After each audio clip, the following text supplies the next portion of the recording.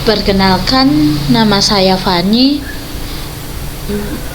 dengan NIM 224611057, kelas A3 Komputasi Paralel. Pada kesempatan kali ini, saya akan mempresentasikan atau menjelaskan tentang perbandingan performa bubble sort secara sekuensial dan paralel menggunakan data acak. Melalui presentasi ini, kita akan melihat bagaimana metode paralel dapat memanfaatkan beberapa core CPU untuk mempercepat proses pengurutan dibandingkan metode sekuensial biasa, serta bagaimana visualisasi hasilnya dapat membantu memahami perbedaan performa antara keduanya. Untuk definisi bubble sort ini, bubble sort adalah algoritma pengurutan atau sorting sederhana yang bekerja dengan cara membandingkan dua elemen yang berdekatan, lalu menukarnya jika urutannya salah. Proses ini dilakukan berulang-ulang sampai seluruh data berada dalam urutan yang benar. Kemudian, algoritma ini disebut bubble karena elemen terbesar seperti menggelembung naik ke posisi paling akhir pada setiap iterasi. Kemudian langkah kerja bubble sort. Ambil elemen pertama dan bandingkan dengan elemen kedua. Jika elemen pertama lebih besar, tukar posisi, pindah ke pasangan berikutnya. Elemen kedua dan ketiga, lakukan pembandingan dan pertukaran sampai akhir array. Setelah satu putaran, elemen terbesar berada di posisi paling akhir. Ulangi proses dari awal namun tidak perlu mencapai elemen yang sudah terurut. Pengulangan dihentikan jika dalam satu putaran tidak terjadi pertukaran, artinya data sudah terurut sempurna. Kemudian pseudocode bubble sort. Prosedur bubble sort mendefinisikan sebuah prosedur bernama bubble sort dengan input berupa array A. Menghitung panjang array A, nilai ini digunakan sebagai batas iterasi saat melakukan perband. Kemudian repeat, memulai sebuah loop utama yang akan terus berjalan sampai data benar-benar terurut. Kemudian loop ini tidak memiliki jumlah iterasi tetap, akan berhenti saat array tidak lagi mengalami pertukaran.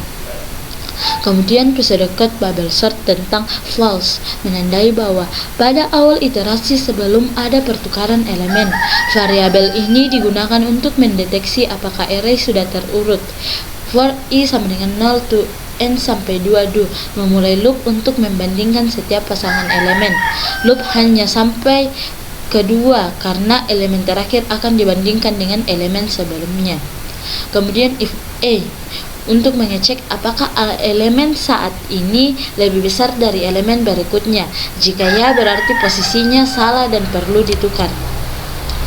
Kemudian pseudocode bubble sort untuk true menandakan bahwa setidaknya ada satu pertukaran pada iterasi ini.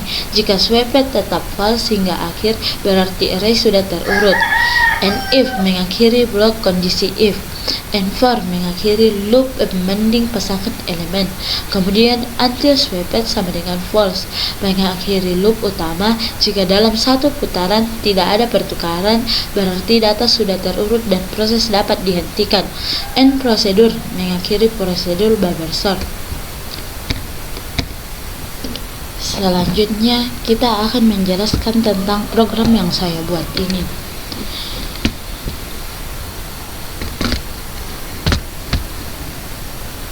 Yang pertama yang berada di sel 1, import random.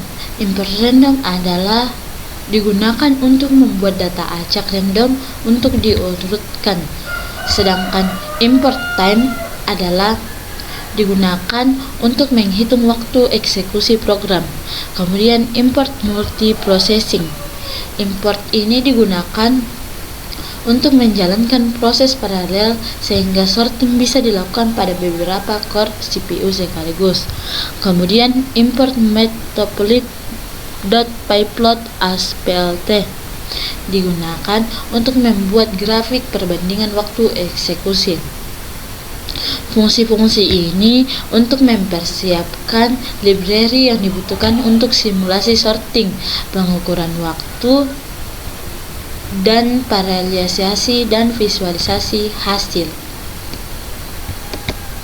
Kemudian untuk sel 2 ini, def bubble sort untuk mengurutkan list R secara ascending. Kemudian untuk prinsip bubble sort ini membandingkan pasangan elemen berdekatan dan menukarnya jika tidak berurutan.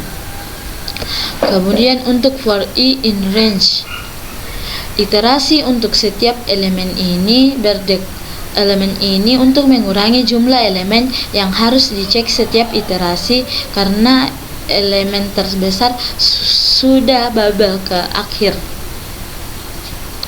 Kemudian for J in range, iterasi membandingkan elemen yang belum tersusun.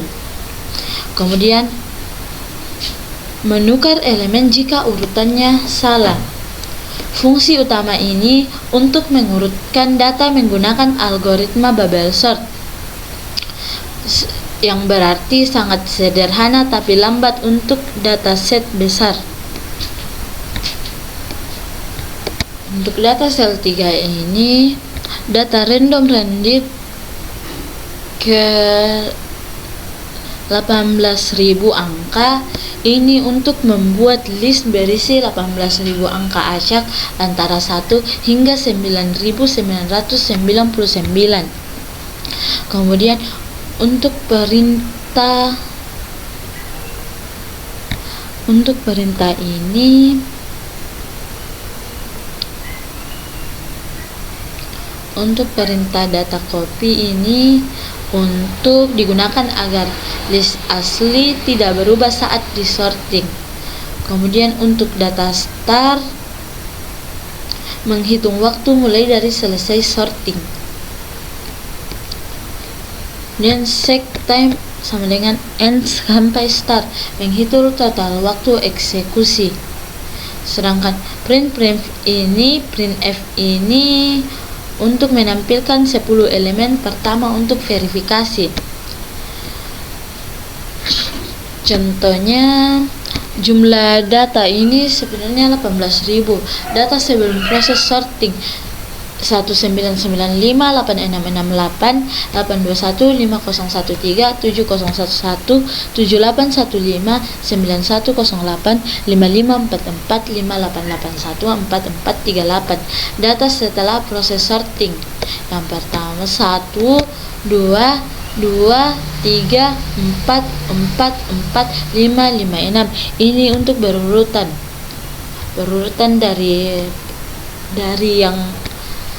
dari yang tertinggi hingga ke terkecil. Kemudian waktu eksekusi bubble sort sequential yaitu 26.123.93.93.6157.23 detik. Fungsi utama dari program ini adalah untuk mengukur performa bubble sort sequential pada data pada program keempat ini atau sel 4 ini. Parallel bubble sort. Parallel bubble sort ini digunakan untuk membuat sorting paralel. Kemudian chunk size. Chunk size ini membagi data menjadi beberapa bagian agar bisa diproses di core CPU berbeda. Kemudian chunks ini digunakan untuk membagi data menjadi beberapa list chunk. Kemudian with multiprocessing pool. Ini untuk membuat pool masing-masing chunk secara paralel. Kemudian merge extends. Merge extends chunk ini untuk menggabungkan hasil sorting dan setiap chunk. Kemudian merge sorted merge. Ini untuk menggunakan Python built-in sorting untuk menggabungkan hasil sorted chunk agar terurut sempurna atau lebih cepat daripada bubble sort untuk tahap final. Kemudian fungsi program ini untuk membagi pekerjaan sorting ke beberapa core CPU untuk meningkatkan performa.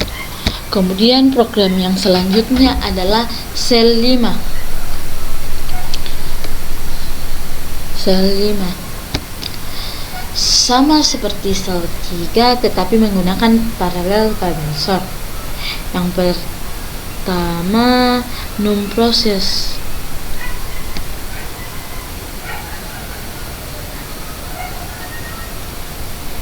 Ini untuk menjadi berarti data dibagi menjadi 4 bagian dan dijalankan di 4 core CPU secara paralel.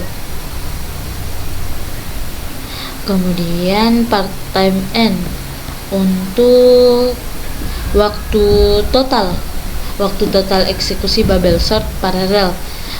Kemudian print ini untuk menampilkan 10 elemen pertama dari hasil sorting paralel.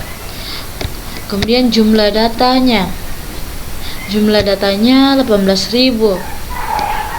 Ini sama seperti dengan Cell 3. Fungsi utamanya yaitu mengukur performa bubble sort paralel dan membandingkan dengan versi sekuensial.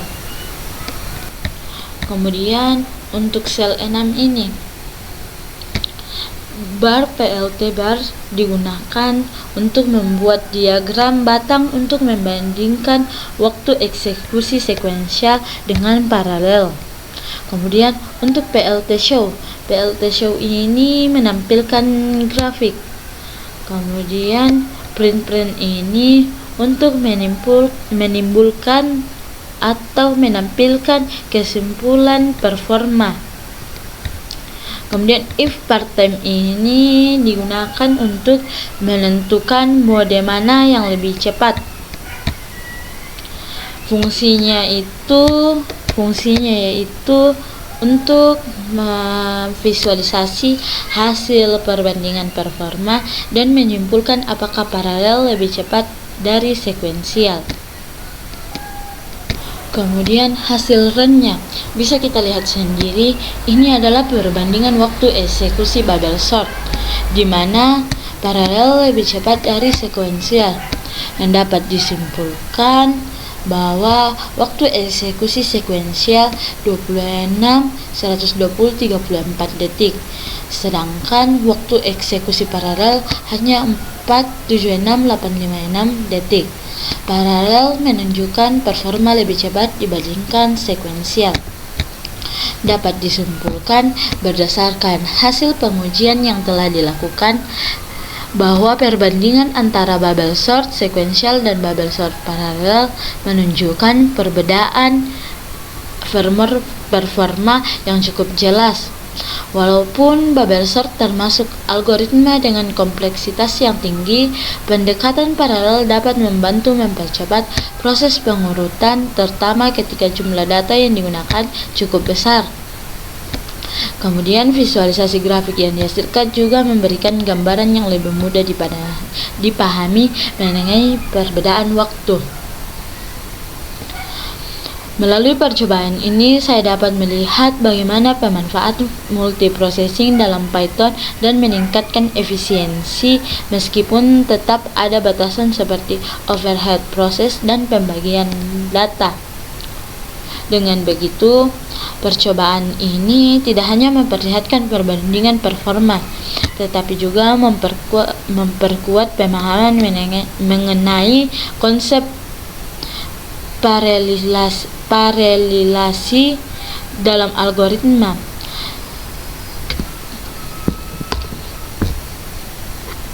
Semoga penjelasan dan hasil ini dapat memberikan wawasan tambahan bagi kita semua. Demikian hasil presentasi saya. Saya ucapkan terima kasih.